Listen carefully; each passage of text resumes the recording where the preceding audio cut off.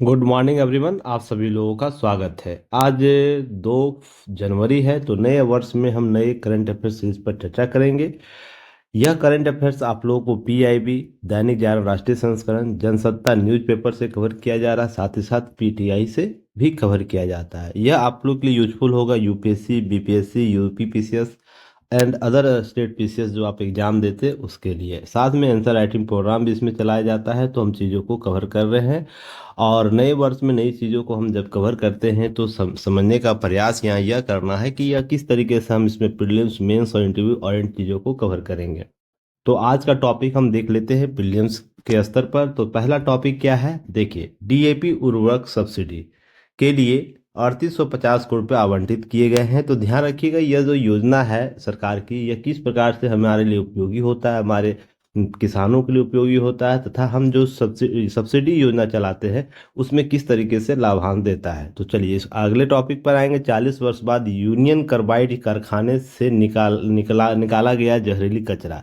देखिए, 40 वर्ष बीत चुके हैं और जो यूनियन कार्बाइड जो कारखाना था, जो भोपाल गैस का त्रासदी का कारण बना था, वो अभी तक प्रशासनिक अदूरदर्शिता और न्यायिक सक्रियता के प्रभावों से दूर रहा था। तो इसी संदर्भ में कुछ प्रश्न आपको यहाँ से पूछे जा सकते हैं केस स्टडी के तौर पर। अगर हम पूछेंगे यहाँ पर केस स्टडी आपसे पूछा जा सकता है। नेक्स्ट टॉपिक में है, रक्षा मंत्रालय ने वर्ष 2025 को घोषित किया सुधारों का वर्ष। तो यह किस प्रकार से हमारे रक्षा मंत्रालय जो घोषित किया गया सुधार, तो हमारे तीनों सेनाओं में किस तरीके से सुधार किए जाएंगे, उसमें कैसे नवाचार को बढ़ावा दिया जा रहा है, इससे संबंधित चीज़ों पर हम देखेंगे आज के न्यूज में। नेक्स्ट है, भूजल की गुणवत्ता के 20% सैंपल फेल हुए। जो जो आपको इसके लिए जो संग्रह किए गए थे डाटा, उसके आधार पर यह निष्कर्ष आया है कि जो देश में भूजल है उसकी गुणवत्ता में जो 20% जो कुल आपको प्राप्त हुए थे, उसमें 20% जो सैंपल है वो फेल पाए गए। तो यह कैसे प्रभावी रखेगा, सरकार की योजनाओं को कैसे प्रभावित कर सकता है, साथ ही साथ प्रशासनिक और जो विधायिक संतुलन है किस प्रकार से संतुलित रह सकती है, इससे संबंधित आपको प्रश्न पूछा जा सकता है। बिहार के नए राज्यपाल नियुक्त किए गए हैं, तो इनसे संबंधित कुछ विटी फैक्ट देखेंगे और आगे बढ़ेंगे। मेंस टॉपिक पर जब हम नज़र डालते हैं तो सबसे पहले ध्यान रखिएगा कि हम नए वर्ष में अंतर्राष्ट्रीय चुनौतियां हमारे सामने क्या होगी। तो यह बहुत ही महत्वपूर्ण टॉपिक होगा आईआर के संदर्भ में। तो आईआर के टॉपिक में जब आप आते हैं तो जैसे ही भारत की बात होती है तो भारत के विदेश नीति की बात होगी। विदेश नीति की बात होगी तो विदेश नीति कैसे प्रभावित होता है पड़ोसियों के साथ। तो अभी हाल ही में मैंने आप लोग पड़ोस नीति आप लोगों को मैंने पढ़ाया है, 2 दिन पहले ही आपको कवर किया था। और साथ ही साथ जब हम पड़ोसी के साथ साथ अब अतिरिक्त विदेशों के साथ संबंध हम बनाते हैं, उसमें हमारी नीतियां कैसे काम करती है, उससे उपजा उपजा विवाद कैसे काम कर रहा है, उसके प्रति हम प्रति संतुलन की नीति कैसे लाते हैं, इसी के संदर्भ में आपको सारी चुनौतियों को देखना होगा। और यहाँ से प्रश्न आपके बनते हैं।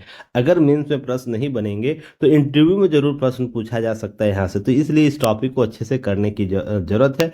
और देखिए, स्पेस डेक्स मिशन जब हम साल के अंतिम दिनों में थे तो वहाँ पर भारतीय अंतरिक्ष अनुसंधान संगठन है उसके द्वारा यह मिशन क्या किया गया, आरंभ किया गया, जहाँ पर इस मिशन की सफलता के साथ साथ साथ हम लोग एक एक रणनीतिक जीत दर्ज करते हैं अंतरिक्ष क्षेत्र में। तो यहाँ से प्रश्न आपसे पूछा जा सकता है। तो इस तरीके से प्रश्न आपको पहले भी आयोग के द्वारा प्रश्न बनाए गए हैं, तो यहाँ से हम चीज़ों को कवर करेंगे। नेक्स्ट मेंस आपके टॉपिक के साथ साथ अगर हम एडिटोरियल ऐसे की बात कर लें तो आज देखिए जनसत्ता में एक पेपर में आपको क्या दिया गया, जलवायु परिवर्तन और कृषि पर प्रभाव। तो यहाँ से आपको ऐसे के टर्मोलॉजी से प्रश्न पूछे जा सकते हैं, बनाए जा सकते हैं, कुछ कंटेंट आपको वहाँ उपयोगी हो सकते हैं। तो इन सारे चीज़ों को हम देखेंगे और आगे बढ़ेंगे। तो चलिए देखते हैं। सबसे पहले आपको डीएनए डेली न्यूज़पेपर एनालिसिस का 2 बैच चलाया जा रहा है और अब एक्टिव मोड से काम कीजिए। अब केवल चीज़ों को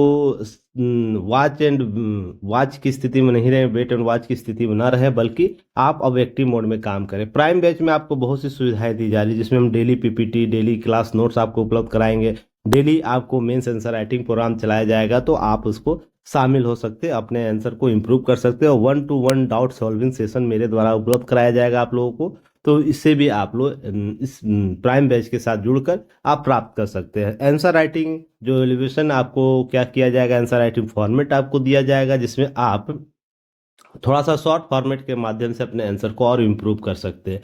बेसिक बैच आपको उपलब्ध कराया जाएगा, जिसमें आपको केवल डेली डेली पीपीटी उपलब्ध कराया, क्लास के 1-2 घंटे के अंदर आपको पीपीटी उपलब्ध करा दिया जाएगा आपको टेलीग्राम चैनल पर। यह सारे जो होंगे टेलीग्राम चैनल पर उपलब्ध कराए जाएंगे, और यह जो आपको है युक्ति है इसके ऐप पर उपलब्ध होगा। तो आप जो चीज जो आपको लगता है बेसिक या प्राइम, आप अपने आवश्यकता अनुसार ले सकते हैं। अगर प्राइस की बात करें तो देखिए, बेसिक प्राइम बैच के लिए आपको 599 पेड करना है, और बेसिक के लिए फ्री यह है, यूट्यूब पर बिल्कुल फ्री है। और स्कैन करके आप प्राइम बैच यहाँ से ज्वाइन कर सकते हैं। और वैलिडिटी कोर्स की कितनी होगी? 1 माह, 1 वर्ष की वैलिडिटी होगी, या आप इसे प्राप्त कर सकते हैं इस माध्यम से। अगर हम बात करें डीएमपी क्या है, तो डेली जो आप मेंस प्रैक्टिस करेंगे उसके माध्यम से आप मुख्य परीक्षा का क्या करेंगे, उत्तर लेखन इंप्रूव कर पाएंगे। यह देखिए, प्राइम बैच और बेसिक बैच दोनों के लिए उपलब्ध कराया जाता है, पर बेसिक बैच में अंतर क्या है, इसका एलोवेशन मेरे द्वारा नहीं कराया जाएगा, पर प्राइम बैच के द्वारा कराया जाए। तो आप इससे क्या कर सकते हैं, इसका माध्यम समझ सकते हैं। 1-to-1 मेंटरशिप क्या है, तो यह प्राइम बैच के लिए ही केवल उपलब्ध होगा, जिसमें उत्तर लेखन में सहायता दिया जाएगा एक्सपीरियंस मेंटर्स के द्वारा, और डीएमपी का मूल्यांकन किया जाएगा, मॉडल उत्तर दिया जाएगा। तो आप इसे भी आप इसका लाभ ले सकते हैं, इसके अतिरिक्त चीज़ों को कवर कर सकते हैं। इतना हो जाने के बाद लाइक शेयर सब्सक्राइब जरूर कीजिएगा, युक्ति है इसको सपोर्ट कीजिएगा, आपके सपोर्ट की आवश्यकता है, अपने दोस्तों के साथ शेयर कीजिए, ताकि जो चीज़ें दी जा रही प्रीलिम्स मेंस और इंटरव्यू के स्तर पर, तो आप वन शॉट में सारी चीज़ों को कवर कर सके। टेलीग्राम चैनल से आप ज्वाइन कर सकते हैं, आप यूट्यूब चैनल को सब्सक्राइब कर सकते हैं, शेयर कर सकते हैं। व्हाट्सएप चैनल पर आप जरूर ज्वाइन कर लीजिएगा, वहाँ पेपर कटिंग अतिरिक्त दिया जाता है। जो पेपर कटिंग, जो मिसलिंग पेपर कटिंग है, आपको वहाँ उपलब्ध कराया जाता है डेली। इंस्टाग्राम, आप फेसबुक, जहाँ भी हो सोशल मीडिया प्लेटफॉर्म पर आप हमसे जुड़ सकते हैं। चलिए प्रीलिम्स के टॉपिक को देखते हैं। तो सबसे पहले टॉपिक को देखेंगे डीएपी उर्वरक सब्सिडी। तो यहाँ पर क्या है सबसे पहले ध्यान रखिएगा, अभी मंत्रिमंडल का एक बैठक होता है, जिसमें इससे संबंधित कुछ निर्णय लिए जाते हैं कि कैसे हम आने वाले समय में डीएपी पर अपना नीति निर्धारण करेंगे। तो इसके लिए ध्यान रखिएगा, उर्वरक डाई अमोनियम फास्फेट जिसे डीएपी कहा जाता है, विशेष सब्सिडी को जारी रखने का फैसला लिया गया। यह अगले आदेश तक रखा गया है, जब तक आदेश नहीं आ जाता तब तक जारी रहेगा आज से। तो यह भी आपको ध्यान रखना है। 2 फसल बीमा योजनाओं में भी एक बार के लिए बढ़ाया दिया गया, यह सब सरकार योजना लेती है। किसान को प्रति बोरी जो है 50 किलो डीएपी 1350 रुपये में मिलती है। सस्ते दाम पर डीएपी उपलब्ध कराने के लिए सरकार पिछले वर्ष प्रति टन 3500 रुपये विशेष सब्सिडी व्यवस्था की। उसी अवधि में 31 दिसंबर को समाप्त हो गई। तो नई अवधि के लिए यह क्या किया गया है, आपको वृद्धि के साथ 175 रुपये वृद्धि के साथ क्या किया गया है, जारी रखा गया अगले आदेश तक। तो ये आपको याद रखना, यह क्यों महत्वपूर्ण है, अब यह समझने का प्रयास कीजिएगा। केवल आपको यह समझ में आएगा कि सब्सिडी से क्या, आपको सब्सिडी से क्या लाभ होता है, क्या हानि होता है। आपसे प्रश्न डायरेक्ट यह प्रश्न पूछेगा एग्जाम में। तो यहाँ पर समझिएगा, लाभ क्या होता है कि सस्ते दरों पर उपलब्ध हो जाते हैं संसाधन। किनको? संसाधन किसको उपलब्ध होता है? किसानों को। और हमारे यहाँ जो किसान की मात्रा है, मात्रा के आधार पर देखते होंगे कि जो किसान, यह लाभ उनको दिया जा रहा है जो कम मात्रा में चीज़ें उत्पादन कर पा रहे हैं, इनकी खेत जोतों की संख्या कम है। तो ये सब क्या होता है, उनको प्रत्यक्ष रूप से लाभ होता है, तो उनको बचत होता है। बचत होता है तो अन्य गैर खाद्य वस्तु को क्या कर पाते हैं, अपने मूल्य को खर्च कर पाते हैं। इस तरीके से हानि क्या होता है कि वित्तीय संसाधनों का ह्रास होता है। यह भी आपसे प्रश्न पूछा जाएगा बड़ी मात्रा में। अभी हाल ही में बात करूं तो सब्सिडी की मात्रा 2 लाख से अप्रोक्स आपको केवल कृषि सब्सिडी में दिया गया। उसी तरीके से आवास योजना 2.2 लाख करोड़ रुपया दिया गया। तो इस तरीके से सब्सिडी योजना वित्तीय संसाधनों पर बोझ देता है, जो टैक्स पेयर होते हैं उन पर अतिरिक्त दबाव डालता है। तो इस तरीके से आपसे सब्सिडी से प्रश्न पूछा जा सकता है। तो यहाँ पर कुछ चीज़ें याद रखिए, जैसे सब्सिडी योजना है क्या, तो ध्यान रखिएगा, सब्सिडी या तो व्यक्ति को दिया जाता है, जैसे हम बहुत से रियायती चीज़ें प्राप्त करते हैं, जैसे हम बात करेंगे। उसी तरीके से फर्मों को दिया जाएगा प्रत्यक्ष या अप्रत्यक्ष रूप से। हम कृषि सब्सिडी भी बात करेंगे इसमें। तो यहाँ पर ध्यान रखिएगा, अगर किसी प्रकार का सहायता दिया जा रहा है, आर्थिक सहायता दिया जा रहा है, तो इसे सरकार की ओर से सहायता नगद भुगतान या लक्षित कर कटौती के रूप में दी जाती है। तो उसी को हम क्या कहते हैं, सब्सिडी योजना कहते हैं।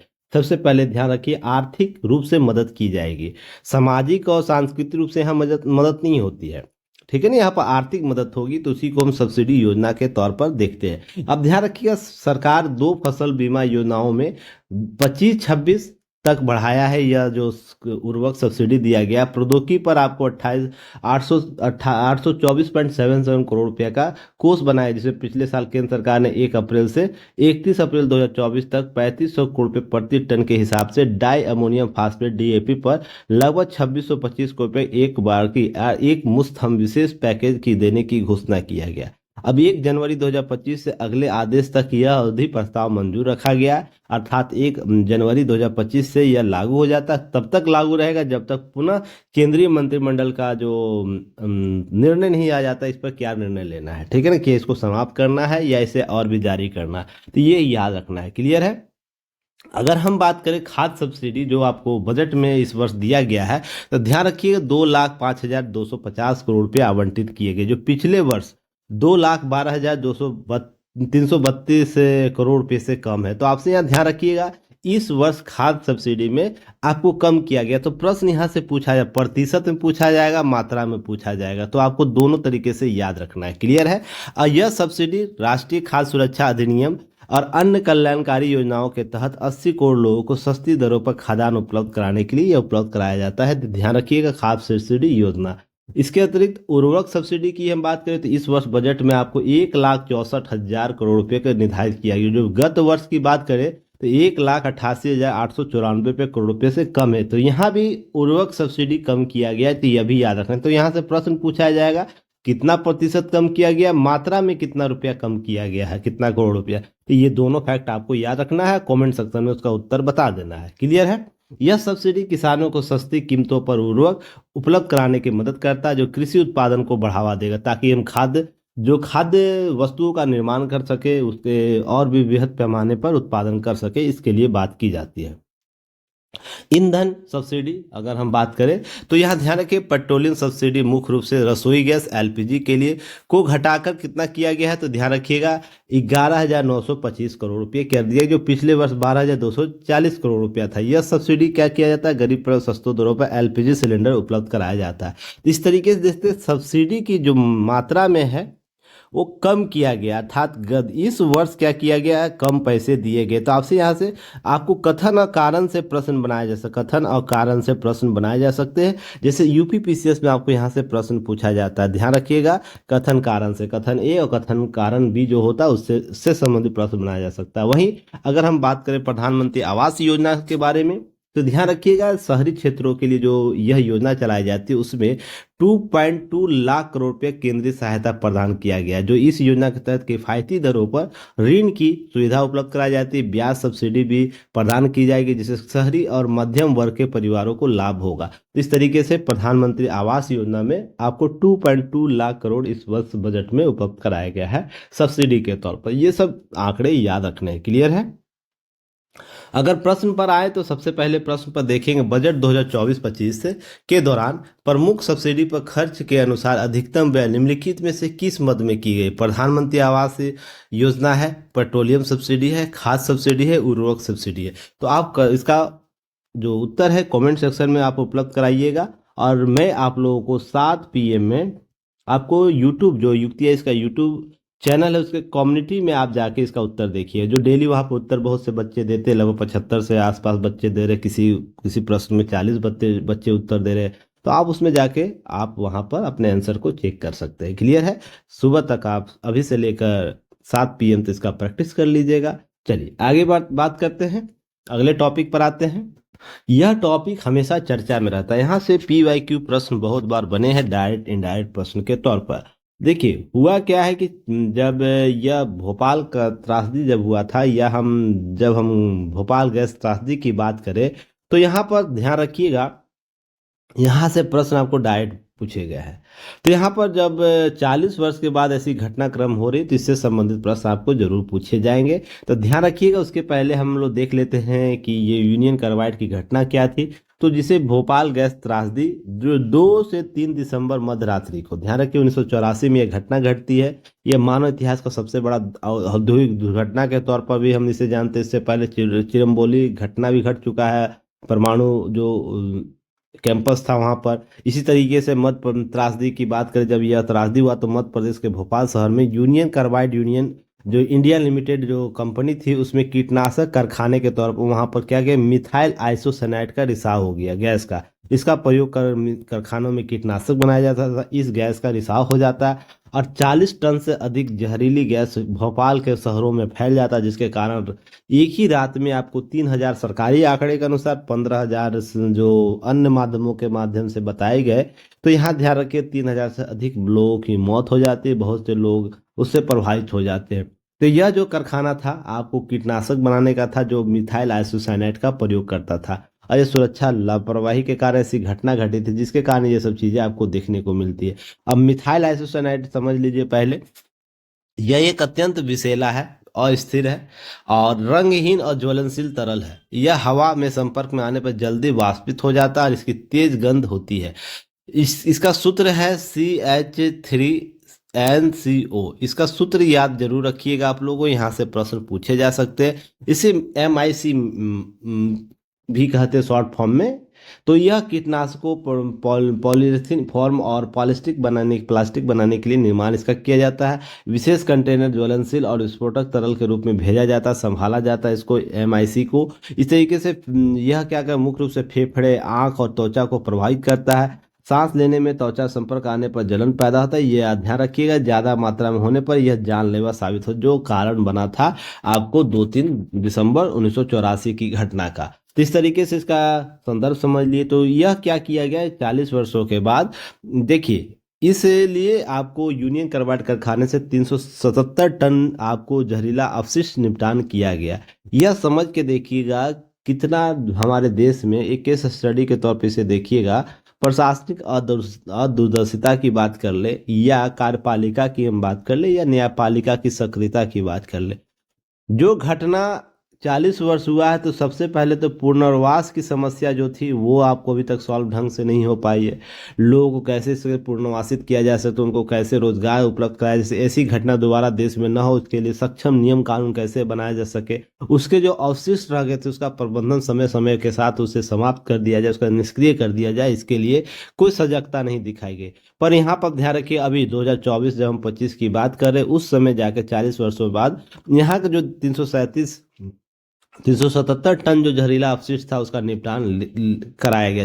12 सीलबंद कंटेनर ट्रक में ग्रीन कॉरिडोर बनाया जाता है, एक स्थान से दूसरे स्थान तक जाने के लिए ग्रीन कॉरिडोर बनाया जाता है और उसी कॉरिडोर के तहत आपको यह कचरा का निपटान किया जाता है। तो यह कहीं ना कहीं जो घटना हुई थी 2-3 दिसंबर 1984 को, तो यह कहीं ना कहीं जो MIC मिथाइल आइसोसाइनेट और उसके सरकार के बीच जो घटना दिखाई जा रही है उसके प्रति जो सजगता की बात करते हैं, आपदा प्रबंधन की हम बात करते हैं, यह प्रश्न चिन्ह खड़ा करता है। और आपको यहाँ से प्रश्न पूछा जाएगा सिंपल सा, क्या आपको ऐसा नहीं लगता है सरकार अपनी नीतियों के प्रति जवाबदेही नहीं है?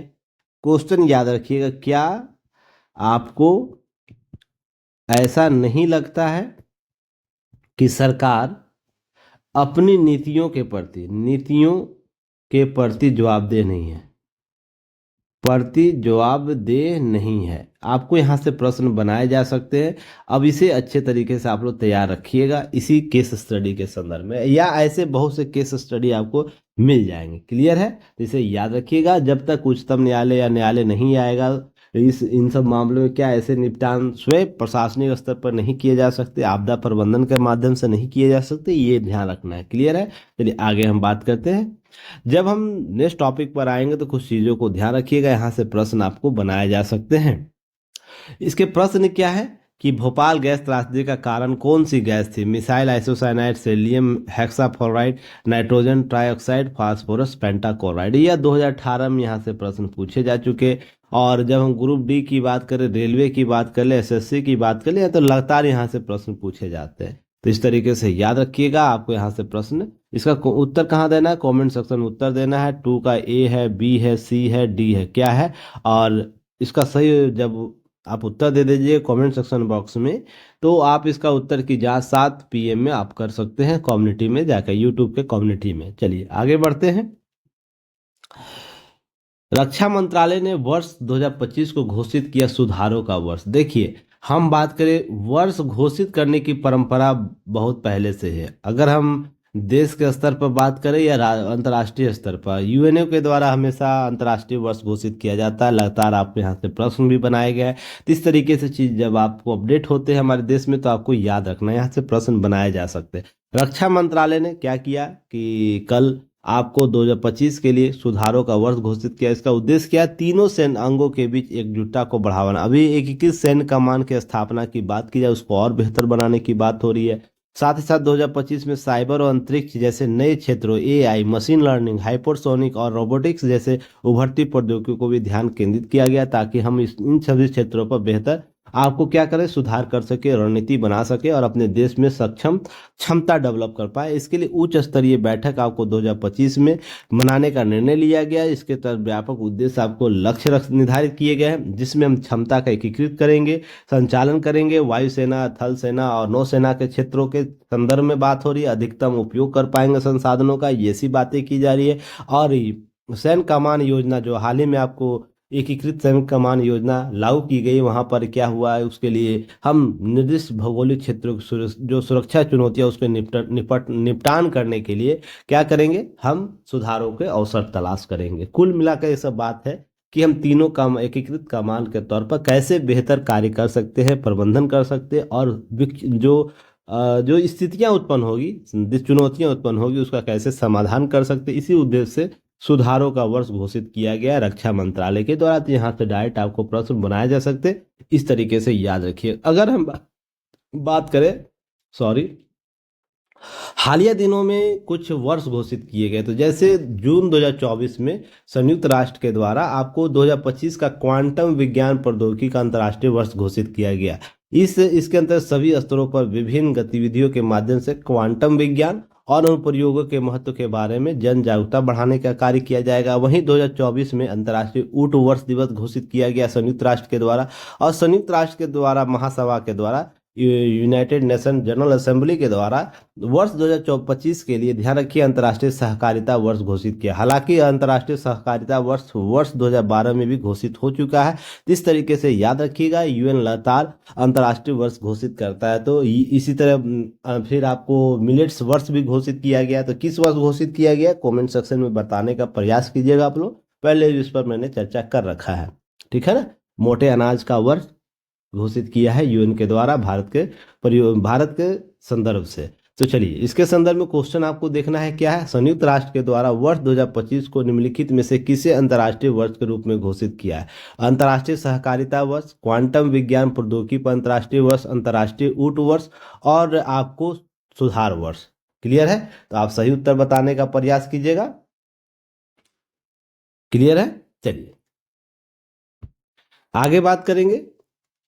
भूजल की गुणवत्ता के 20% सैंपल फेल हुए हैं। देखिए, यह प्रीलिम्स और मेंस के दोनों टॉपिक को कवर करेगा। यह अभी केंद्रीय भूजल बोर्ड के द्वारा एक आंकड़े रिपोर्ट प्रस्तुत किया गया, जिसमें बात हुई कि देश में जितनी भी भूजल है उपलब्धता देश में, उसके 20% सैंपल जो प्राप्त हुए उस क्या हुए, कसौटी पर खतरे नहीं हुए। अगर 100 हमें भूजल का सैंपल लिए, उसमें 20% ऐसा था जिसमें हम उसके सैंपल आपको नाइट्रेट के स्तर सीमा से अधिक है, जबकि 9% सैंपलों में आर्सेनिक के स्तर सब निर्धारित सीमा से ज़्यादा है। तो पानी की गुणवत्ता फिर से चिंताजनक तस्वीर पैदा करती है, ऐसी बात की गई। इन रिपोर्टों में भूजल गुणवत्ता की अलग अलग क्षेत्रों में अलग अलग है, जैसे अरुणाचल प्रदेश, मिजोरम, मेघालय, जम्मू कश्मीर जैसे कुछ क्षेत्रों में पानी 100% सैंपल भारतीय मानक की कसौटी पर खरे उतरे। तो आपको इन राज्यों का नाम याद रखना है, किन किन राज्यों में 100% मानक प्राप्त हुए हैं। तो अरुणाचल प्रदेश, मिजोरम, मेघालय, जम्मू कश्मीर, जो आपको जो पर्वतीय क्षेत्र उनकी बात हो रही है। वहीं राजस्थान, हरियाणा, उत्तर प्रदेश, पंजाब, आंध्र प्रदेश में पानी व्यापक रूप से दूषित होने के तथ्य सामने। पूरे देश में 15,259 भूजल निगरानी स्थानों का चयन किया गया, जिसमें यह आंकड़े सामने आए हैं। ध्यान रखिएगा, राजस्थान और गुजरात जैसे शहरों में क्लोराइड के उच्च स्तर मिला है, तो यह सब कहीं ना कहीं घातक होता है। अब इसके अतिरिक्त नाइट्रेट की अधिकता जिन राज्यों में मिली, जैसे राजस्थान, तमिलनाडु और महाराष्ट्र में नाइट्रेट की मात्रा अधिक मिली है। 40% अधिक सैंपलों में नाइट्रेट की मात्रा इन राज्यों में प्राप्त हुआ। वहीं राजस्थान, हरियाणा, कर्नाटक, आंध्र प्रदेश, तेलंगाना फ्लोराइड की सबसे अधिक प्रदूषण मिला है। तो इस तरीके से आपको गंगा ब्रह्मपुत्र में हम बात कर ले तो बाढ़ के इलाकों में समेत अन्य आर्सेनिक का अत्यधिक स्तर मिला। इसमें बंगाल है, झारखंड है, बिहार, उत्तर प्रदेश, असम, मणिपुर के साथ साथ पंजाब और छत्तीसगढ़ भी शामिल है। तो यूरेनियम की अधिकता वाली रिपोर्ट सबसे अधिक चिंताजनक तथ्य सामने उभर कर आई है। राजस्थान में 42% सैंपल यूरेनियम में निर्धारित कसौटी के मामले में विफल रहे। तो ये सब आंकड़े याद रखने हैं ताकि आप जल की गुणवत्ता की बात कर ले तो आपको वहां से प्रश्न पूछे तो इस आंकड़े के आधार पर अपने उत्तर लेखन को और बेहतर कर पाए। अगर हम इसके अतिरिक्त कुछ बात करें तो ध्यान रखिएगा, केंद्रीय भूजल बोर्ड क्या होता है, तो ध्यान रखिए एक जल शक्ति मंत्रालय के अधीन कार्य करता है, वैधानिक निकाय है और यह क्या करता है कि भूजल संसाधनों के प्रबंधन, निगरानी, अन्वेषण, मूल्यांकन, संवर्धन और नियमन के लिए उत्तरदायी होता है। यह राज्य स्तरीय भूजल नीतियों को मार्गदर्शन करता है, उसके लिए दिशा निर्देश तय करता है। इसकी स्थापना आपको वर्ष 1970 में की गई और यह प्रत्येक वर्ष भू जल वर्ष पुस्तिका जारी करता है जो आपको देश के भूजल व्यवस्थाओं के मौसमों के दौरान बदलाव कैसे हो रहे उसके स्पष्ट करता है, जो अभी जारी किया गया। ये आंकड़े याद रखिएगा, प्रत्येक भूजल वर्ष पुस्तिका तैयार करता है, इसे याद रखना है। क्लियर है।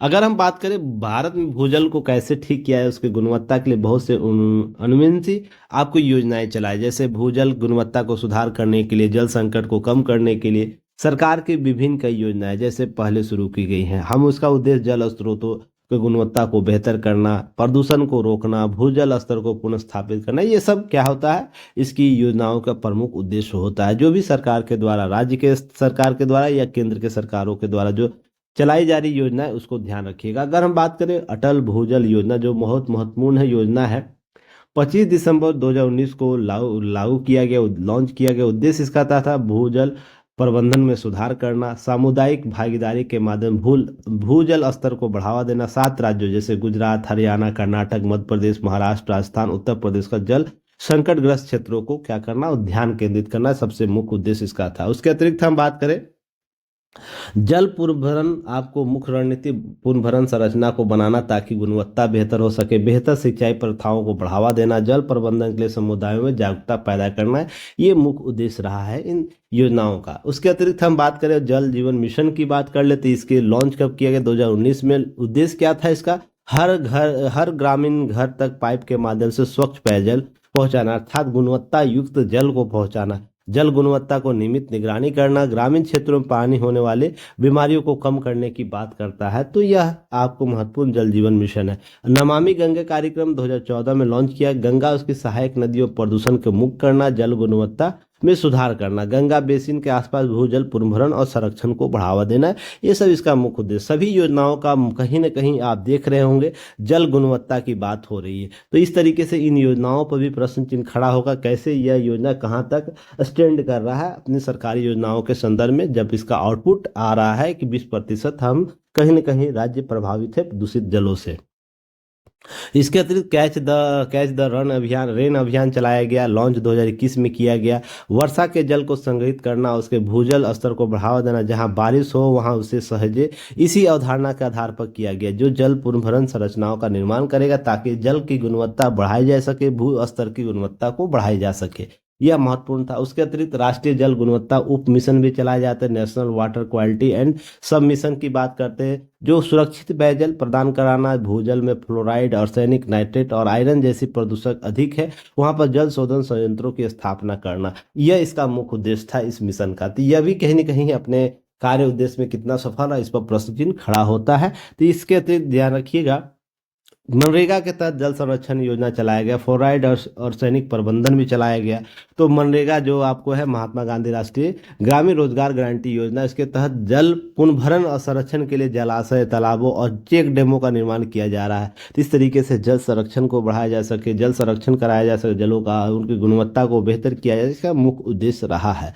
अब इसके अतिरिक्त फ्लोराइड और आर्सेनिक प्रबंधन के लिए प्रभावित जो क्षेत्र है उसके लिए योजनाएं, विशेष योजनाएं लागू की गई, जिससे आर्सेनिक और फ्लोराइड युक्त जल को शुद्ध करने के लिए जल शोधन संयंत्रों को स्थापना करना, इस तरीके से महत्वपूर्ण लक्ष्य रहे हैं। अन्य पहल की बात करें तो राष्ट्रीय जल मिशन, भूजल प्रबंधन को बढ़ावा देना, जल शक्ति अभियान, पानी कुशल उपयोग, पुनर्भरण का जोर करना, नीति आयोग का जल प्रबंधन सूचकांक राज्यों के जल प्रबंधन सुधार के लिए रैंकिंग उपलब्ध कराता है। इस तरीके से याद रखिएगा, कहीं ना कहीं बेहतर आपको चीज़ों बेहतर गुणवत्ता उपलब्ध कराने के लिए सब सरकार की योजनाएं रही हैं। अब है चुनौतियां क्या है, भूजल का अत्यधिक दोहन कर देना, औद्योगिक और कृषि प्रदूषण लगातार बढ़ता जाना, बढ़ती आबादी और जल की मांग लगातार बढ़ना, ताकि इससे क्या होता है, दोहन, जल का शोषण अधिक हो रहा है, दोहन अधिक हो रहा है, इसी कारण प्रदूषण भी अधिक हो रहा है। इस तरीके से चीज़ें याद करके रखनी है, चीज़ों को कवर करना है।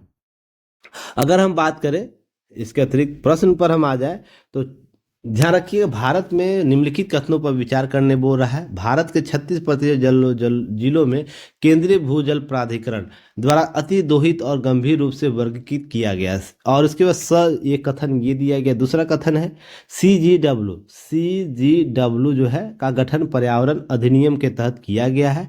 भारत में विश्व भूजल सिंचाई के अंतर्गत सबसे बड़ा क्षेत्र है, यह आपको यहाँ पर कथन दिए गए। कौन सा कथन सही है, उपयुक्त में कौन सा कथन सही है? केवल 1, 2, 3, 2 और 1, 3। तो इस तरीके से यह यूपीएससी के 2022 का क्वेश्चन है, ध्यान रखिए यूपीएससी में 2022 में यह क्वेश्चन पूछा गया है। इस तरीके से चीज़ों को याद रखना है, कवर करना है। क्लियर है?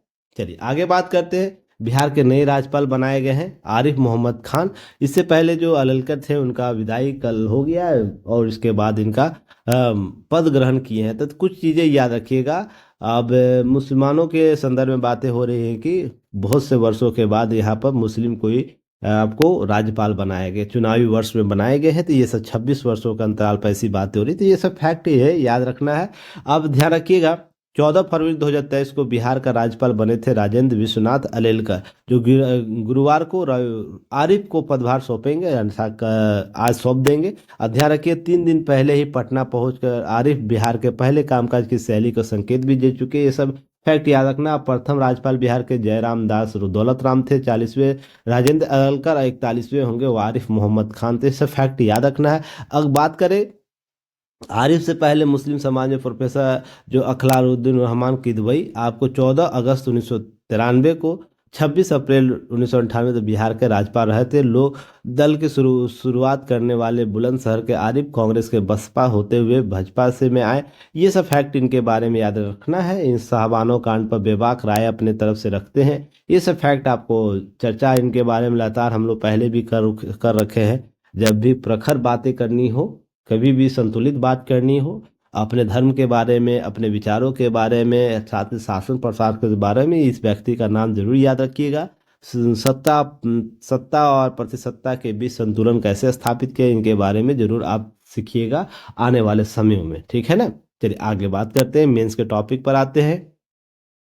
नए वर्ष में अंतर्राष्ट्रीय चुनौतियां आपके सामने उभर कर आएगी। देखिए बहुत सी चुनौतियां हैं। हमारा आंतरिक चुनौती तो बहुत सा है ही, आंतरिक चुनौतियां बहुत सी चुनौतियां हैं, पर बाहरी चुनौतियां भी हमारे पास बहुत सी है। हम पड़ोसी की बात कर ले, उससे बाहर बात कर ले। जैसे ही दस्तक नए देश में आते, नए वर्षों में आता है, तो नई नीतियों के साथ काम करने के उत्साह बनते हैं। जैसे अमेरिका में नई सरकार बनेगी तो उसके साथ हम कैसे संबंध को स्थापित कर पाएंगे, अंतर्राष्ट्रीय संबंधों को कैसे बेहतर कर पाएंगे, साथ ही साथ अमेरिकी प्रभाव में हम क्या कर पाएंगे, अमेरिकी प्रभाव में अंतर्राष्ट्रीय संतुलन कैसे स्थापित कर पाएंगे, क्योंकि इसका अलग नखड़ा होता है, हर साल जानते होंगे आप लोग। तो इस तरीके से कैसे हम संतुलित कर पाएंगे। हम बात करते हैं यूरोप से लेकर एशिया और दक्षिण पूर्व अमेरिका से लेकर अफ्रीका तक राजनीतिक वर्ग जनता की अपेक्षा में खरा नहीं उतरा है। अभी हाल के घटनाओं में हम बात करें तो वहीं हम बात करें अमेरिका में डोनाल्ड ट्रंप का नाटकीय रूप से सत्ता में वापसी और सीरिया बशर अल असद के दशकों में स्थापित शासन का पतन, जैसे अलग अलग राजनीतिक पंगे हैं, रंगों में पंगे आपको देखने को मिल सकते हैं। देखते हुए गलत नहीं होगा कि वैश्विक ढांचा दूसरे विश्व युद्ध के बाद सबसे नाजुक दौर से गुजर रहा है। ऐसे में इस साल बड़ी उम्मीदें होंगी। दुनिया के अलग अलग कोने में संघर्ष के मैदान बने हुए, कहीं दबी छिपी बातें, कहीं युद्ध के बड़ी भारी कीमत चुकानी पड़ सकती है। राजनीतिक, आर्थिक और नैतिक सभी स्तरों पर इसका असर पड़ेगा। तो आपसे यहाँ से प्रश्न पूछ सकता है, नए वर्ष में जो अंतर्राष्ट्रीय चुनौतियां भारत के संदर्भ में है, वह राजनीतिक, आर्थिक और नैतिक स्तर पर आपके सामने चुनौतियां प्रस्तुत कर रहा है। यह किस रूप से प्रभावित कर सकता है, इस पर चर्चा करें। जो प्रत्यक्ष और अप्रत्यक्ष रूप से युद्ध का हिस्सा नहीं है, वो भी किसी न किसी रूप से इससे प्रभावित होगा। जैसे हम बात करते हैं अभी इजराइल और जो फिलिस्तीन का मामला, उस पर यूक्रेन रूस का मामला है, युद्ध तो लगातार हो रहे हैं, तो भारत उसमें शामिल नहीं, या भारत जैसे बहुत से देश उसमें शामिल नहीं है। पर अंतर्राष्ट्रीय व्यापार जब हम एलपीजी के दौर से गुजर रहे हैं, तो हम कहीं भी उससे दो तरफा अलग नहीं हो सकते हैं। अलग अलग दो तरफा हम नहीं रह सकते, अर्थात हमें उसके संबंधों के साथ प्रत्यक्ष रूप से या अप्रत्यक्ष रूप से हमें प्रभावित पड़ता है। तो यही बात बोली बोली जाती है।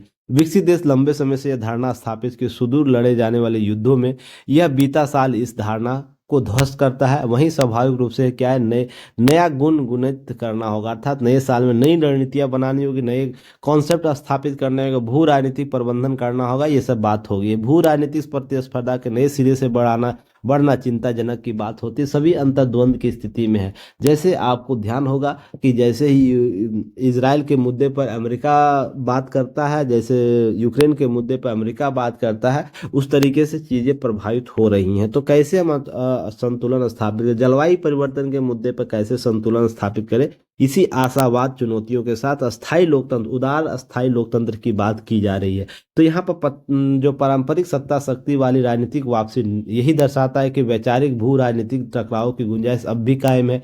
वहीं नए वर्ष की शुरुआत में ऐसे समय में हो की जा रही दुनिया भू राजनीतिक शक्तियों के विभिन्न पहलुओं के अनुरूप ढल रहा है। हम बात करें यूक्रेन युद्ध की, बात करें इजराइल हमास की टकराव की, बात करें प्रमुख व्यापारिक समुद्री मार्गों समक्ष चुनौतियों की बात करें, जैसे लाल सागर सुएज नहर का समस्या आप देखे होंगे गत वर्ष में, ये सब कैसे हम समाधान ढूंढ पाएंगे। इसके लिए वैश्विक रणनीति तय करनी होगी, साझा रणनीति तय करनी, वसुधैव कुटुंबकम की नीति को और भी बेहतर प्रबंधन करना होगा।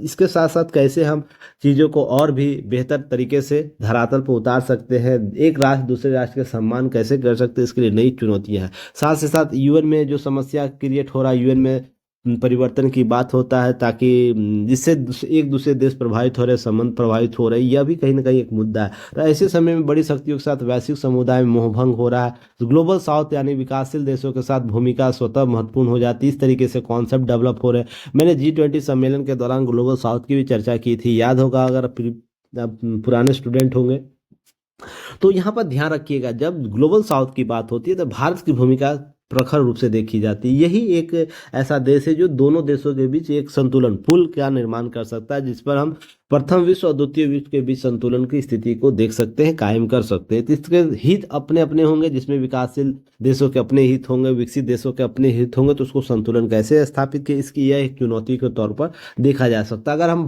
बात करें भू राजनीति और भू आर्थिक स्थितियों के बारे में नजर रखें, तो जब विकसित देश आत्म केंद्रित होकर अंतर्मुखी होते जा रहे हैं, तो चीन का अन्य देशों के प्रति आक्रामक रवैया जग जाहिर है। तो ये वैश्विक नेतृत्व के मोर्चे पर कहीं ना कहीं प्रभाव छोड़ेगा, यह संदर्भ देखने को मिलता है। तो इन सारे मुद्दों को आप रेखांकित बिंदुवार कर लीजिएगा, ताकि यहाँ से कभी प्रश्न पूछे चुनौतियों के बारे में या भारत की विदेश नीति में क्या अभी उभरती चुनौतियां हैं, उभरती चुनौतियां अगर प्रश्न पूछे तो इन सारे बिंदुओं को आप रेखांकित कर सके और क्या कर सके, उसको उत्तर लेखन को बेहतर कर सके, अपने उत्तर लेखन को।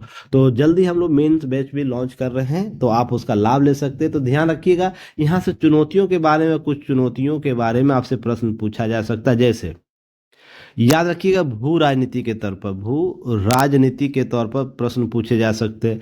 आपको जो पुरातन पुरातन विदेश नीति है वो कैसे प्रभावित होगी, फिर नए उभरते नीतियां कैसे एक दूसरे के साथ प्रभावित हो रही, इन तीन मुद्दों पर आपसे प्रश्न लगातार पूछे जाएंगे। फिर उसके बाद बदलते स्वरूप में भारत की भूमिका याद रखिएगा, यहाँ से प्रश्न आपको ऐसे बना के पूछा जा सकता है भूमिका के बारे में, तो आप इसको थोड़ा सा कवर करिएगा, इन तरीके से प्रश्न पूछे जा सकते हैं। क्लियर है? चलिए आगे बात करते हैं। जो कि स्पेसएक्स जो मिशन है, बहुत ही महत्वपूर्ण मिशन है, जो क्या करता है, जो अमेरिका, रूस और चीन के बाद भारत ऐसा उपलब्धि हासिल करता है जो अंतरिक्ष में डॉकिंग करेगा, अर्थात तेल भर सकता है अंतरिक्ष में। यह सब ध्यान रखिएगा, ईंधन भर सकता है अपने अंतरिक्ष यान के लिए। तो इसरो के पास बाहरी अंतरिक्ष में 2 अंतरिक्ष यानों को, उपग्रह को डॉक जोड़ने या अवगाह अलग करने की क्षमता डेवलप कर लिया है। इस तरीके से भी यह कॉन्सेप्ट देता है। तो इस तरीके से याद रखिएगा, जब दोनों यान को परस्पर जोड़ने, डॉकिंग करने और काम का अमेरिका करीब 6 दशक पहले 1966 में कर चुका है, और वैसे ही करिश्मा भारत कर रहा है। तो इस तरीके से देखिए, हालांकि हम प्रौद्योगिकी में बहुत पीछे हैं अमेरिका से, फिर भी हमने जो उपलब्धि हासिल की अभी, वह विश्व का चौथा ऐसा देश बन गया। तो ये सब फैक्ट याद रखना है। इस संदर्भ में हम आंध्र प्रदेश के जो आंध्र प्रदेश के श्री हरिकोटा इसी सतीश धवन केंद्र से रॉकेट PSLV-C60 याद रखना है। PSLV-C60 का नाम याद रखना है। यह आपको 31 दिसंबर 2024 को यह लॉन्च किया जाता है। दो छोटे उपकरणों अंतरिक्ष यानों चेजर और टारगेट के अंतरिक्ष में भेजा जाता है। और यह क्या करता है कि अंतरिक्ष में दो यानों को जोड़ता है, तो परस्पर जोड़ता है, जिसके बाद हम अंतरिक्ष मिशन भेजेंगे। जैसे अंतर्राष्ट्रीय अंतरिक्ष स्टेशन होता है, अगर कोई नया अंतरिक्ष यान भेजना है तो वहाँ पर हम एक भाग को दूसरे भाग से जोड़ सकेंगे। इस तरीके से क्या होगा, हम तकनीकी वर्चस्व की बात, आर्थिक मुनाफे तो कायम कमाएंगे ही कमाएंगे, वर्चस्ववादी एकाधिकार भी हम कायम कर पाएंगे। जैसे याद होगा आप लोग, हमने एक साथ 100 से अधिक उपग्रह भेजा था, तो आपको यहाँ से प्रश्न पूछा गया था, क्यों? क्योंकि एक सक्षम प्रौद्योगिकी को डेवलप करता है, जहां पर एक ही समय में एक ही टाइम पर हम 100 से अधिक अंतरिक्ष यान अंतरिक्ष में भेज दे रहे हैं। तो हम समय बचा रहे हैं, लोगों का संसाधन बचा रहे हैं, और उसकी क्षमता आउटपुट अधिक प्राप्त हो रही। तो यहाँ से प्रश्न एकाधिकार वर्चस्ववादी नीतियों से प्रश्न पूछेगा, तो क्या भारत इस तरीके से चीजें डेवलप कर पाएगा? यहाँ से प्रश्न होगा आपसे। अगर हम बात करें इन नीतियों में, अगर 1966 की बात करें, तो इस तरीके से अमेरिका ने ऐसे उपलब्धियां हासिल कर रखा है, जहां पर दो उपग्रहों को परस्पर जोड़ेगा, डॉकिंग करेगा, और उससे जैसे अंतरिक्ष स्टेशन में यह सब देखने को मिलता है।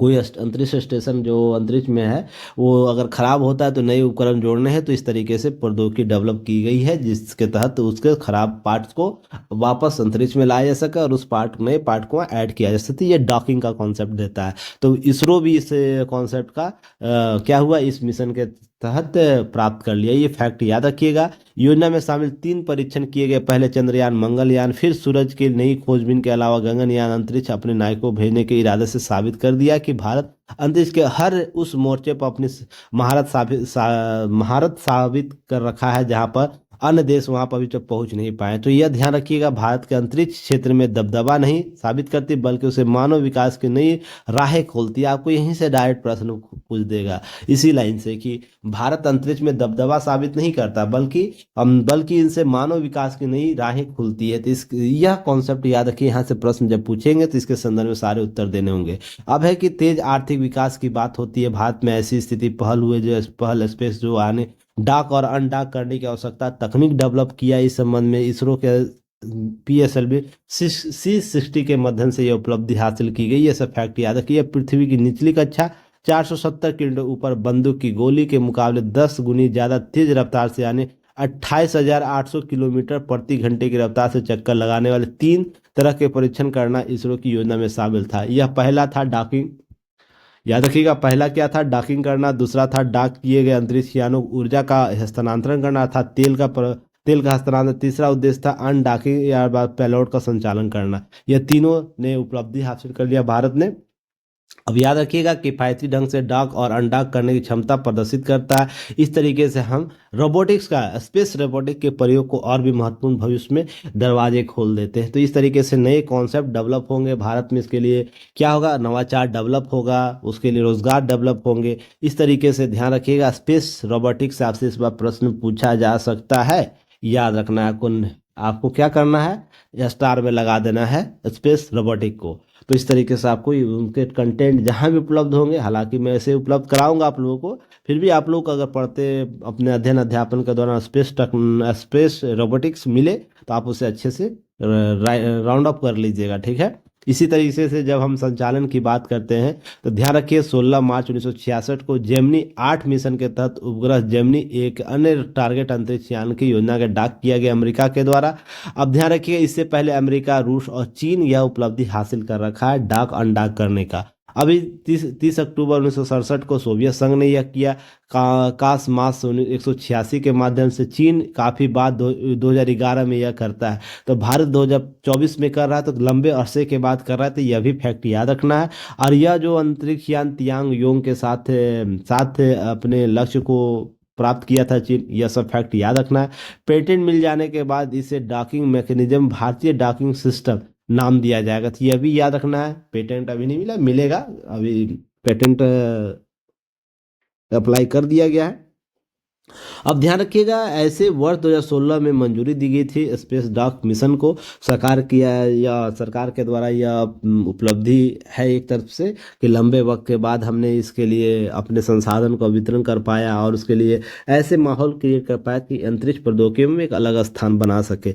हम वहाँ पर पहुँच सके जहाँ पर अन्य देश नहीं पहुँच पा रहे, जो जिसमें कुछ चुनिंदे देश पहुँच पाए हैं। हम इसी तरीके से नई शक्ति मिलेगी अंतरिक्ष स्टेशन स्थापित करने में। भारत वर्ष 1935 तक अपना अंतरिक्ष स्टेशन अंतरिक्ष में बनाने का बात करा। जैसे अभी अंतर्राष्ट्रीय अंतरिक्ष एजेंसी है, वैसे ही आपको यह भी ध्यान रखिएगा, यह भी स्थापित का स्टेशन अंतर्राष्ट्रीय अंतरिक्ष स्टेशन की बात करते हैं अभी। जैसे अमेरिका और संबद्ध देशों का सहयोग से वहाँ स्थापित किया है, वैसे ही भारत वर्ष 1935 से अंतरिक्ष स्टेशन स्थापित है, उसमें यह बहुत महत्वपूर्ण योगदान देगा। इस तरीके से हम चीज़ों को कवर कर पाएंगे। स्पेस जो स्टेशन है पृथ्वी करीब 400 किलोमीटर ऊपर कक्षा पर रहेगा। अंतरिक्ष यात्री 15 से 20 दिन तक रहकर विभिन्न प्रयोग कर पाएंगे। इसके लिए हम बेहतर प्रबंधन कर पाएंगे इसके माध्यम से। ये सब फैक्ट याद रखना है, कहीं ना कहीं महत्वपूर्ण होगा आपके लिए। अंतरिक्ष एलिट क्लब में हम शामिल हो जाते हैं, जहाँ पर अंतरिक्ष संचालन सैटेलाइट सर्विस मशीनों के अलावा अंतरिक्ष यानों उसकी कक्षा में स्थापित क्षमता विकसित कर पाएंगे। तो एलिट वर्ग हम क्लब में शामिल है। तो यह कहीं ना कहीं आपको और रिस्पॉन्सिबिलिटी बनाता है भारत को, और इस क्षेत्र में बेहतर प्रबंधन, बेहतर उपयोगी चीज़ों को लागू करने के, उसे और जन सहयोगी बनाने के लिए हमें प्रतिबद्ध बनाता है। इस प्रकार से भी प्रश्न पूछे जा सकते हैं, याद रखिएगा। इससे संबंधित प्रश्न को आप जरूर करके आइएगा।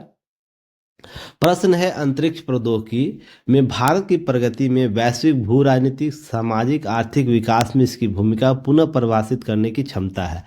यह प्रश्न ध्यान रखिएगा, जब 100 से अधिक लॉन्च किए गए थे सैटेलाइट, वहां भी इसी तरह के इस प्रश्न बीपीएससी के द्वारा पूछा गया था। ध्यान रखिएगा, अंतरिक्ष प्रौद्योगिकी में आत्मनिर्भरता हासिल करने में भारत के लिए चुनौतियां और अवसरों की चर्चा कीजिए। सिंपल से 250 शब्दों में बुलेट फॉर्म में आप चीज़ों को लिख लीजिएगा, ताकि उसका उत्तर एनालिसिस कराया जा सके। इसका उत्तर कहाँ भेजना है? युक्ति है, इसका ऐप डाउनलोड कर लेना है, और उसके जैसे ही प्राइम बैच परचेज कीजिएगा, वहाँ पर आपको एक चैट बॉक्स बनेगा। वहाँ पर अपने पीडीएफ आंसर पीडीएफ को पीडीएफ के फॉर्म में भेजिएगा, ताकि उसका एनालिसिस करके, उसका रिव्यू करके मैं आप लोगों को शेयर कर दूंगा। क्लियर है? चलिए आगे बढ़ते हैं। ऐसे के पार्ट में हम अगर देखें तो ध्यान रखिए, जलवायु परिवर्तन कृषि पर प्रभाव। इसके प्रभाव से प्रश्न आपको लगातार पूछे जाते हैं। जलवायु परिवर्तन के क्या प्रभाव, जलवायु परिवर्तन समाज पर क्या प्रभाव पड़ता है, यहाँ से प्रश्न पूछे जाते हैं। फिर योजनाओं पर कैसे प्रभाव पड़ता है। फिर अगर डायरेक्ट हम बात करें, प्रकृति पर कैसे प्रभाव पड़ता है जलवायु परिवर्तन का, या खास क्षेत्र पूछ लेगा, कृषि पर प्रभाव क्या है। फिर उसके बाद जो कृषि क्षेत्र के संबद्ध क्षेत्रों पर कैसे प्रभाव पड़ता है। तो जलवायु परिवर्तन की बृहद समस्या है, जिसका समाधान लगातार ढूंढने का आवश्यकता है। उसी संदर्भ में देखिए, हाल ही में हुआ क्या है, जलवायु संकट का असर खेती किसानों पर पड़ रहा है। पिछले एक दशक में अति शीत, लू, अतिवृष्टि, बाढ़, तूफान, बादल फटनी घटनाएं लगातार देखने को मिली। करोड़ों हेक्टेयर की जमीन खाली, फसल नष्ट हो गए, चिंताएं बढ़ गई, लोग जोखिम बढ़ गया, किसानी नहीं करना चाहते। ये सब समस्या आपको देखने को मिली। प्राकृतिक आपदाएं कहीं ना कहीं देखने को मिले। तो यह समस्या केवल सवाल है कि जिस किसान के पर अन्न, सब्जी और फल पैदा करने की जिम्मेदारी, उसकी हालत कब तक ऐसी बनी रहेगी। क्या सरकारी राहत किसानों के नुकसान पूरी करने भरपाई कर पाती? ये सब समस्याएं आपको प्रश्न के तौर पर। भारत सहित दुनिया भर के किसान प्राकृतिक आपदाओं और दूसरी तमाम समस्याओं से झेलते रहते हैं, लेकिन किसान से मुंह नहीं को अलग हो कर पा रहे हैं। तो इसका कारण खेती में घाटे में जाना। बढ़ती प्राकृतिक आपदाओं के कारण हर साल लगभग 10 लाख करोड़ रुपए का घाटा उठाते हैं। खाद्य और कृषि संगठन एफएओ ने एक रिपोर्ट के अनुसार प्राकृतिक आपदाओं के कारण दुनिया भर किसानों में हर साल गहरी चपेट में पड़ जाता है। ये किसान के बर्बाद कर कगार खड़ा कर देता है। इस तरीके से कृषि क्षेत्र में रुचि वैश्विक स्तर पर कमी देखने को मिलती है। 2000 में करीब 102.7 करोड़ लोग के वैश्विक श्रम बल में करीब 40% हिस्सा कृषि से जुड़ा था। 2021 में यह 27% हो गया। सोच के देखिए हम एक दशक में कितने कम हो जाते हैं। वहीं अगर हम यानी अब 87.3 करोड़ लोग अपनी जीविका के लिए खेती पर निर्भर है। वैश्विक स्तर पर हम बात कर रहे हैं, तो यहाँ कहीं ना कहीं चिंता का विषय, अगर हम खाद्य वस्तुओं का निर्माण ही नहीं करेंगे तो संसाधनों का वितरण कैसे कर पाए, लोगों तक खाद्य वस्तु कैसे उत्पादन, कितना रोबोटिक के माध्यम से खाद का उत्पादन कर पाएंगे। ये सब कहीं ना कहीं चिंता का विषय है। अगर हम रोबोटिक का ही प्रयोग करेंगे तो हम अन्य क्षेत्रों में रोजगार के अवसरों को बढ़ा पा रहे हैं, उसके अनुपात में यह भी देखने की आवश्यकता होगी। तो यह ध्यान रखिएगा, कृषि और खाद्य एवं कृषि संगठन का एक जो statistical year book world food and agriculture 2023 के अनुसार वर्ष 1991 से 2021 तक दौरान बाढ़, तूफान, अकाल, ओले के बाद बादल फटने की घटनाओं में लगातार बढ़ोतरी हुई है और बर्बाद किए पशुधन की मौत हुई है। अब ध्यान रखिएगा कितना 321.6 लाख करोड़ विश्व को नुकसान झेलना पड़ा। ये सब चिंता का विषय, आंकड़े याद रखिएगा, यह कहीं ना कहीं आपको आंकड़े उपलब्ध करा रहा है। तो इस रिपोर्ट के माध्यम से जलवायु परिवर्तन किसी क्षेत्र में कैसे प्रभाव होता है, इसके आंकड़े को जरूर आप देखिएगा। अब ध्यान रखिएगा यहाँ पर एक एफओ के द्वारा ही जारी किया गया भारत में कृषि खाद्य प्रणाली जो प्रणाली है, छिपी लागत 91 लाख करोड़ रुपये है। वहीं वैश्विक स्तर पर खाद्य प्रणाली छिपी लागत लगभग 1,57.7 लाख करोड़ रुपये थी। यह भी भारत की हिस्सेदारी मात्र 8.8% थी। इस प्रकार अमेरिका और चीन के बाद दुनिया तीसरा सबसे बड़ा अधिक लागत लगता है। तो यह चिंता का विषय देखने को मिलता है। इस तरीके से कृषि में छिपी लागत किसानों के लिए सबसे चिंता का विषय बना रहता है। ये सब आंकड़े याद रखना है, ये सब चीजें आपको कहीं ना कहीं प्रभावित करेगा आपके आंसर को और भी इम्प्रूव करने में। अमेरिका यूरोप की हम बात करें, अनुपातिक रूप से अधिक प्रभावित होता है। अगर किसी क्षेत्र में सकल घरेलू उत्पाद जीडीपी की लिहाज से हम देखें तो इन आपदाओं के कारण अफ्रीका में जो किसानों सबसे ज़्यादा नुकसान उठाना पड़ता है। इसे तस्वीरें उभर कर सामने आती है। प्राकृतिक आपदाएं भारत के किसानों के लिए वैश्विक रूप से क्या करता है, प्रभावित करता है, नुकसान देता है, वैश्विक स्तर पर कहीं चिंताएं डेवलप करता है। तो हम जलवायु परिवर्तन को अगर कहीं ना कहीं कंट्रोल कर पाएंगे तो कृषिगत समस्याओं का भी समाधान ढूंढ पाएंगे। उससे हम आय तो बचाएंगे ही बचाएंगे, हम संसाधनों का भी संरक्षण कर पाएंगे और जिन क्षेत्रों का जिनका उपयोगिता बनी है उसको हम प्रबुद्ध रूप से क्या कर पाएंगे, अपना पाएंगे। तो इस तरीके से क्या होता है, इस तरीके से हम एक बेहतर कल का निर्माण कर सकते हैं। तो जलवायु परिवर्तन केवल एक पर्यावरणीय घटना या पर्यावरणीय समस्या के तौर पर हम नहीं देखते, यह संसाधनों के वितरण के संदर्भ में भी चीजें आपको देखने को मिलेगी। अगर हम जलवायु परिवर्तन की समस्याओं को सॉल्व कर पाते हैं, उसको संतुलित कर पाते हैं, कृषिगत समस्याओं को भी कर पाएंगे। तो इस तरीके से यह जुड़ा हुआ मामला है। तो आपको याद रखना है, इन सब सारी चीज़ों को बेहतर तरीके से सॉल्व करने की आवश्यकता है और लगातार उत्तर लेखन लिखने की आवश्यकता है। देखिए, दो तरफा दो टूक बात हम अगर बात करें, दो टूक बात कि सिलेक्शन अगर लेना है, सफल होना है, तो आपको दो तीन चीज़ें याद रखनी चाहिए। हमें एक समय पीटी, मेंस और हम बात करें इंटरव्यू की बात कर ले, ठीक है ना, इंटरव्यू की बात कर ले तो आप केवल पीटी की तैयारी एक समय नहीं करके प्राप्त कर सकते, केवल मेंस की तैयारी एक समय कर प्राप्त करके कर नहीं सकते। या इंटरव्यू की हम बात करें, देखिए पीटी और मेंस के बीच की बात करें, जब हम पीटी और मेंस एक साथ करते हैं तो आप इंटरव्यू की तैयारी साथ कर ले रहे हैं। इसी फॉर्मेट पर याद रखिएगा, मैं इसी फॉर्मेट पर चीज़ों को कवर करता, पीटी और मेंस को एक साथ लेता हूँ ताकि इंटरव्यू की जो चीज़ें हैं आपको कवर हो जाए। रीज़न उसके पीछे, मान लीजिए अभी एग्ज़ाम की बात हो रही, बीपीएससी की ही एग्जांपल मैं ले लूँ। बीपीएससी की एग्ज़ाम अभी अभी अभी जो हुए हैं हाल ही में, और विवाद बहुत कारण रहा है, अभी देख रहे होंगे, डिस्टर्ब भी आप लोग रहे होंगे। इस दरमियान अगर हम एक डेट को ले लें तो 4 जनवरी की बात हो रही है। आपका रिजल्ट 2.5 महीने के अंदर आपको दे दिया जाएगा। आपको 2.5 से 3 महीने में, अप्रैल की जो बात हो रही है, अप्रैल में, मार्च के लास्ट, अप्रैल के मिड में आपको एग्ज़ाम जो होने वाली है। अगर हम उसके डेट को देख लें, इस समय क्या पीटी केवल पढ़ के जो बच्चे आएंगे, क्या वो मेंस में सिलेक्शन ले पाएंगे? तो बिल्कुल नहीं ले पाएंगे। वो क्रॉस बॉर्डर पर ही फंसे रह जाएंगे। तो मेहनत भी आप कीजिएगा, पूरे जी जान लगाइएगा, फिर भी चीज़ें, समस्याएं कहीं ना कहीं उतर जाएंगे। अगर मान लीजिए कुछ बच्चे यहाँ से क्रॉस करके इंटरव्यू के लेवल पहुँच जाते हैं तो डेफिनेट आपको इंटरव्यू के लेवल पर फंस जाइएगा, क्योंकि आपके पास ब्रॉड कॉन्सेप्ट होगा ही नहीं। हो सकता है बहुत से कॉन्सेप्ट आपके पढ़ के जाएंगे, मेंस में लिख दीजिएगा, कुछ इम्प्रूव हो जाएगा तो आप उत्तर प्राप्त कर लीजिए, डीआई आपका अच्छा चला जाएगा तो अंक आ सकते हैं। पर इंटरव्यू में जब होलिस्टिक ज्ञान आपको होता है, पूछा जाता है, तो प्रश्न जहां आप फंसिएगा ना वहीं से अधिकतर प्रश्न बनाए जाते हैं। इसलिए इस अध्ययन अध्यापन में सिविल सर्विसेज के एग्जाम में जब शुरू से अंत तक आप सफल होने का प्रयास करते हैं तो तैयारी रणवत होनी चाहिए। तैयारी क्या होनी चाहिए? रणवत होनी चाहिए, रणवत होनी चाहिए, अर्थात एक साथ तैयारी हम करते चले, लगातार हम करते चले। तो इसलिए आपके लिए जो न्यूज़पेपर एनालिसिस लाया गया, रामबाण लाया गया है, तो आप इसे आज न कल जरूर से महसूस करिएगा कि आपकी जो तैयारी का आधार होगा न्यूज़पेपर एनालिसिस।